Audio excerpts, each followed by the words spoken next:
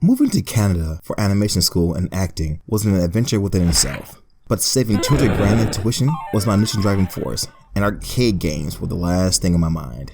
But I did rekindle that passion for gaming purely by accident. This is my life with the arcade called Movieland.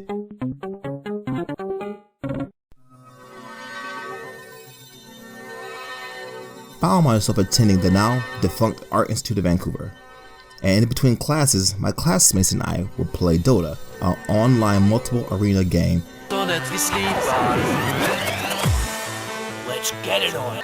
and other internet games to try to distress from the heavy workload and teachers who threw verbal tailored pots at us. One Friday night though, while modeling a 3D car for a class, I convinced two of my classmates, Big P and Jeff, to go downtown for a few drinks and give us a much needed break from our rigorous assignments. We all piled into my 1989 Chevy Cavalier and found ourselves in the main drag called Granville Street, which is littered with bars, clubs, and restaurants. As we walked to a nearby bar, I saw an arcade called Movieland. It sat between a pizza place and a burger bar, so I persuaded my friends to play some games first before we hit the bar.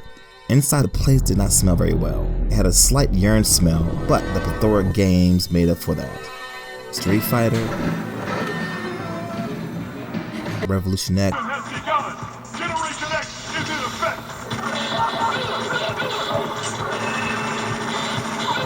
Bubble Bobbles,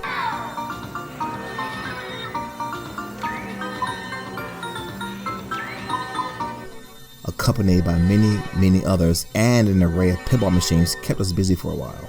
As time went on, other patrons slowly trickled in to the establishment from off the street as we did in search of getting their arcade fix and talk trash to their buddies as they played their games.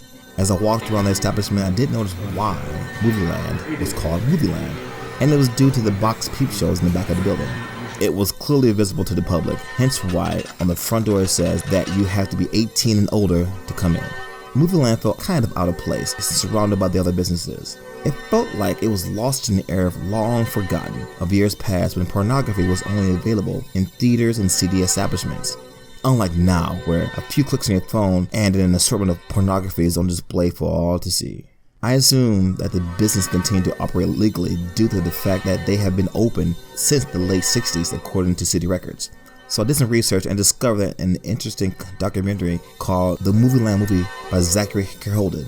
It tells a story about him and his friends' lively time spent playing Street Fighter amongst other games and connecting over their love of this magical place that we all call and now know Movieland.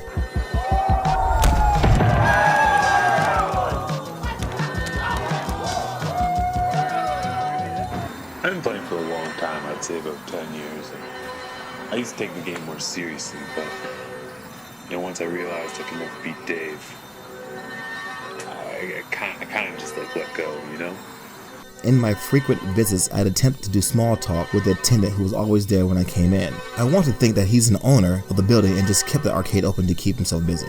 After our brief conversation, he would hand me my change, and I would shuffle myself to a game and let the stress of art school melt away in a flurry of digital punches, bullets, and puzzles.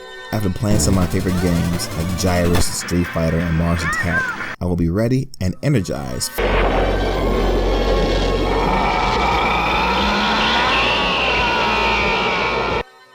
for a good day's work. Working full-time and going to school full-time was stressful, but those trips to Movieland helped me deal with my stress in a very healthy manner. During one of my talks with the attendant, he mentioned that Movieland was the only arcade in Vancouver, and after looking to his claim, he was right. Sadly, Movieland is the only arcade in Vancouver. According to the bylaw 4550, you have to be 18 to enter an arcade, and trying to run an arcade in the present without a liquor license is hard.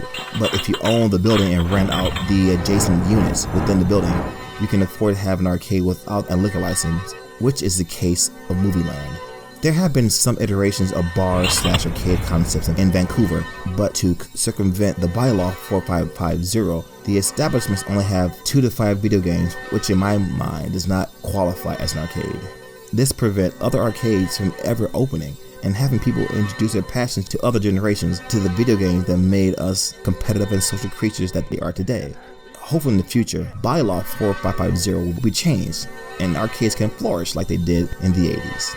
But after that first night in Movieland, I will find myself going back to the arcade as often as I could to reconnect to the games that were and still have a huge impact on my life.